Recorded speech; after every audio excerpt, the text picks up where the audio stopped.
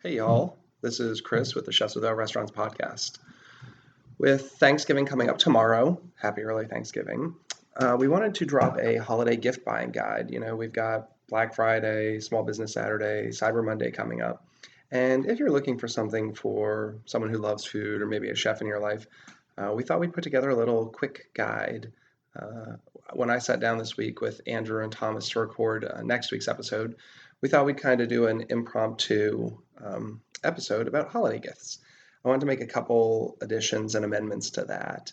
Thomas references a hot sauce, but he couldn't think of the name because we kind of caught him off guard with this mini episode. But we found out that the hot sauce is called Picamas. I believe it's one word, Picamas, and it's one of Thomas's favorite hot sauces. I wanted to throw a couple books in there as well that I didn't mention. First of all, Ideas in Food. I love what they're doing. I've been following the website for close to a decade. If you don't know them, check out ideasinfood.com. But there's a trio of books, and the first one is called Ideas in Food, Great Recipes and Why They Work, I think is what it's titled. Their follow-up book to that was Maximum Flavor, and there are so many recipes in that book that I use. My favorite is a salmon that's marinated in maple syrup, miso, sherry vinegar. It has some smoked paprika in there. It's really delicious. And then their third book is called Gluten-Free Flour Power. So if you are celiac or trying to reduce your gluten intake, that's a great book. Not only do they have recipes in there to use with gluten-free flours, but they also have 4 different formulations that they've come up with, so you can make your own gluten-free all-purpose flours at home, and I think it's great. Another book is a new book from someone named Chase Jarvis, and it's called Creative Calling. And without getting into the whole backstory, he's a photographer, but he also has a community and online learning courses called Creative Live. And check out Chase. He's got a great podcast, a great YouTube video series. But this book, Creative Calling, is a game changer. It's amazing. And it's not just for anyone in the creative space. His idea is that creativity is a necessity for everyone, not just, as he calls it, nice to have. Check that out. It's a great audiobook. I actually listened to it on audio and finished it in a couple days. I have been rallying against the rise of the $100 apron for a couple of years now, but that's not to say I don't appreciate a good apron. And in my search, I found a brand called Under New York Sky. They are fantastic, and I think their aprons are maybe $25. They kind of make them for, lack of a better term, for hipster kind of chefs, barbers, tattoo artists. But I think they're really cool. They have lots of nice pockets. And my favorite is they have the over the shoulder with the cross in the back, so you don't have anything hanging down on your neck. But in that $25 price range, it's an amazing apron. You can find them on their website, but also in Amazon. So check that out, Under New York Sky. And one more cookbook, I think, now that I think about it. I've been reading A Very Serious Cookbook. That's the name, by the chefs of Contra and Wild Air in New York City. And it's fantastic. I had the opportunity to go to Wild Air last October, and I also went to a demo they did in Philadelphia this past summer and a takeover dinner they did in DC this year. And I just think they're doing some really interesting food. The recipes aren't overly complicated, and a lot of them have multiple components. So you can just look at one of those components and maybe make the sauce or a crumble or something, and you don't have to make the whole dish. I use that book a lot for inspiration. There's some really cool things in there. So check out A Very Serious Cookbook. And for anyone you know who's in the New York City area, maybe a gift certificate to one of their restaurants. Those are just my addendums to what we had already talked about for holiday gifts. So have a great Thanksgiving, and look for our all-new episode with Thomas to drop next Monday. Have a good one.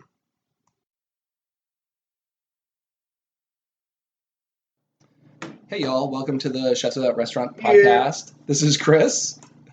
It's Andrew. This is Tom. So you probably don't know Tom, but we just did a podcast with Tom. Actually, Tom is going to be the first chef guest on our podcast. Wow. But you'll probably hear that next Monday, maybe. So while we had Tom here, we've got Black Friday rolling up and Small Business Saturday and Cyber Monday and all that nonsense. And bonus content. Bonus content. We gotta fill up the days with some content. But it would be fun, with the holidays coming up. People are going to be shopping for things, even if you're anti-consumerism. I figured while we're all here, we could maybe talk about some of the things that, if you have someone in your life who likes food or a chef, like maybe some things that you could get them. I thought it might be fun to just kind of talk about our favorite things, like what would I want to get. I'll start. 2 things. One's affordable, one's not affordable. So if you have a little bit of money and you got a friend who likes food or is a chef or loves to cook, get them a nice knife. Because even if it's not up on par with the rest of their collection, or maybe they didn't even have a collection, but a good knife, and you can. There's a wide range of budgets that this can fit in. You came out the gate because that's a sore spot with me. What do you mean? How much should a nice knife cost? Man, I don't know.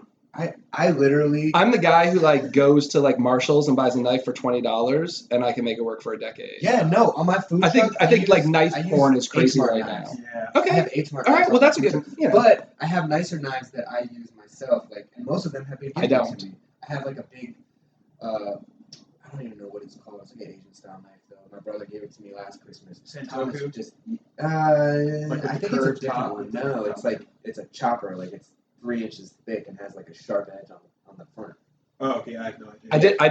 I did a dinner a month or so ago, and I had a chef I didn't really know well, who's part of our Chefs Without Restaurants group, who came and helped. And I think she was appalled that I just chucked my knives in a bin with no guard on or whatever. To be legit, in 1998, I was working with a cook, and he had no money, and he sold me his wooden block of Henkel Twin Stars or whatever for $100, and it was 5 knives, 6 knives or something. I've had them since 1998. You take care of that shit, and it'll go good. But I like that whole idea of having a $300 shun. That's knife porn. It's like a car, right? A Ferrari's nice, but my Hyundai gets around too. It still gets me from here to where I need to go. Yeah, but if somebody had money and they wanted to gift you a knife like that, sure, would you be happy about it? I think they should use that knife I gave you.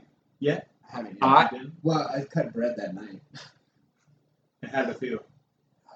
I think it's I don't even know. But return, I would rather take that money and put it towards a sexy blender, like a Vitamix, or my answer, Chris. Or because I love it. And I didn't buy mine new. I bought mine used. I found someone on Facebook Marketplace who sold me a Culinary Institute of America version for $100, and it had allegedly only been used once. But the other thing is a really good food processor. I bought a Waring commercial grade food processor. I think it was $250. I bought it on Amazon a couple of years ago. Game changer. That and the Vitamix. I'd rather spend the money on that and go to IKEA and buy a bunch of knives. Yeah, these are super versatile gifts. A Vitamix can do so many things. So if someone doesn't already have one, please get them that. The other thing that I was gonna say that's cheap that you can get as a gift, and most people love this, especially if they're into food, but except for people who just don't. Hot sauce. Do you have get somebody favorites? hot sauces. Me personally, on a very basic level, I love Tabasco Chipotle. Love it. Okay. Do you have a favorite hot sauce? My favorite's probably either Cholula. Cholula's probably up there. I just tapped a bottle of that today. Tapatio. It's emulsified. See, It's kind of runny. Cholula's got that plate sitting up, whatever that I'm is. a Frank's guy. That's my in the fridge too. all the time is about all Frank's. I like some Cholula. So if we're going, France is Buffalo style. They're not in Louisiana, are they? I gotta go Crystal. Crystal's got the best Louisiana. I like Frank's for the spice. Texas Pete is a little too vinegary and a little too spicy. I hate Tabasco. You will never catch me with a bottle of Tabasco in my fridge. Tabasco Chipotle maybe cool. Oh, side note. My favorite food in the world is the Cheez-Its green Tabasco ones. So I'm actually, once again, I'm working on the Cheez-Its cookbook. Cheez-Its, please sponsor our show. And I'm working on the Cheez-Its cookbook. Cheez-Its could be a really good, you don't care about somebody that much, but you do want to show them that you care a little bit. I make a Cheez-Its cracker salad. If you guys haven't seen it, it's a salad. It's mayonnaise and hot sauce and Cheez-Its and fresh tomatoes, and that ish is delicious. It sounds pretty good. And that's Probably gonna not for everybody. and that's gonna go in the Cheez-It, and that's gonna go in the Cheez-Its cookbook. But hot sauce, yeah, I mean hot sauce is great, and there's so many different ones out there. I'm down with hot I'm trying to sauce. find it right now. All right, let's go to more gifts. More gifts. Yeah, Cookbooks. Anyone have books Ooh, or books? cookbooks. What are books you guys Those love? are some of the best gifts I've gotten. Smoke and Pickles by Edward Lee is a super good cookbook. Lots of kimchi's in there. Lots of kimchi, lots of different types, and also lots of like cool stories behind the recipes. Sweets, savories. There's a recipe for parsnip biscuits in there with black pepper. Ooh, I haven't tried that one They're yet. super good. I just love parsnips in general, so maybe I'm a little biased. But And if you're into food writing, Buttermilk Road by Ed Lee is Yeah. a great memoir about food. what else? I love The Food Lab by Kenji Lopez of Serious Eats, and so Serious Eats, the website.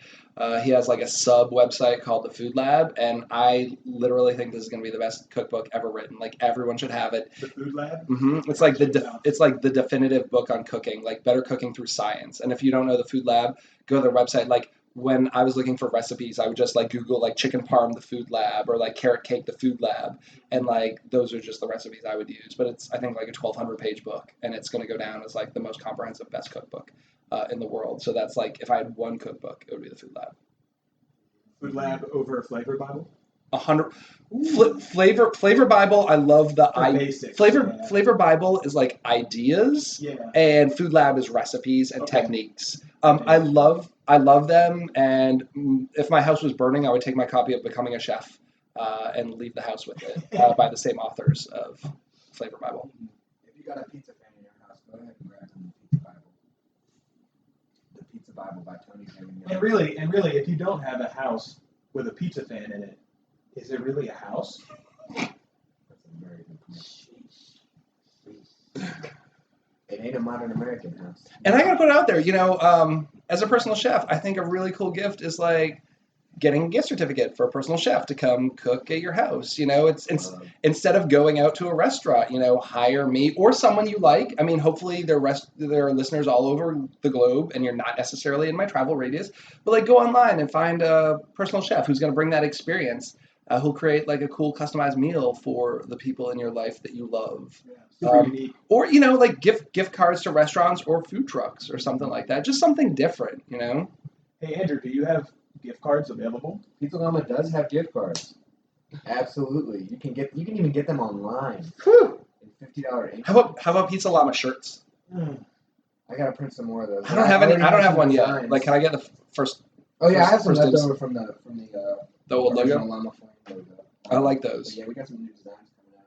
Maybe by Christmas time. Right on. So just gotta get printed. Anything else you guys think are like really good More ideas? gifts? Liquor's always good. Liquor is and always beer. Yeah, but be careful about it. Don't give it to minors. Don't give it to them. Like Unless they're still drinking. Like if someone wants to buy something super special for me, I'll take a bottle of that like green chartreuse VEP. They run like $120 a bottle maybe, but like if you don't know what to get me, that's what I'm into. We should, for all the gin drinkers in your life, McClintock just brewed. I don't know if you brew gin, you distill gin. They just distilled a special type of blue gin called Clawfoot Gin for Blue Ruin cocktail bar on the Eastern Shore. I don't want to drive 2.5 hours to get it, but if somebody wants to drive 2.5 hours to get it, for me, intent. Like, can you not get that here? I don't think you can. I messaged them, and they just liked the comment. So I don't know if that was, yeah, you can get it, or like, haha, you wish. It's very exclusive. But McClintock everyone knows McClintock. And if you don't know McClintock, you should know. And I shouldn't say I'm super surprised, but I think with the whole local scene, right? Like sometimes local, like everyone supports it because it's local, but it's not good. Like McClintock stuff is legit. Like everything I've had from them is awesome. They're winning all kinds of spirits awards. So like big props to the guys at McClintock here in Frederick. And they're like, you can get them lots of places now. So Yeah, and if you're not in Frederick, like maybe consider going to one of your local distilleries or vineyards or something like that. Get somebody something interesting. That's get some close to home, crowlers of beer. All the breweries now have crowlers. You can buy like crowlers, which is like a 32-ounce can of like beer. These are easy gifts. Supporting local businesses, super important. Yeah. Well, Anybody have anything else? I think that might just wrap Money's always good. I'll take a bag of money. So yeah, give you a couple gift ideas for this holiday season. Hopefully, we didn't even talk about gifts from chefs. Maybe we'll do that next time.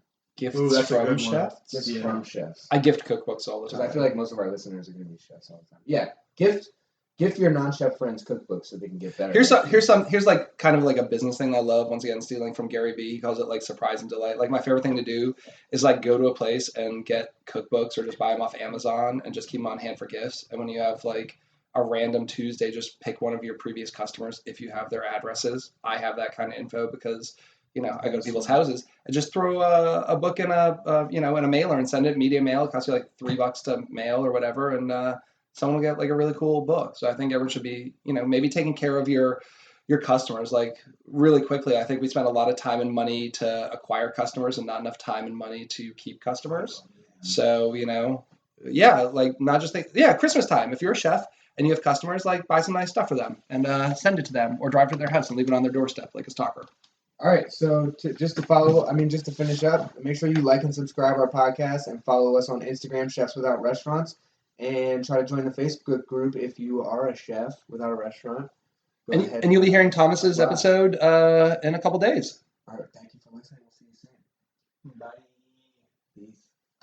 Peace.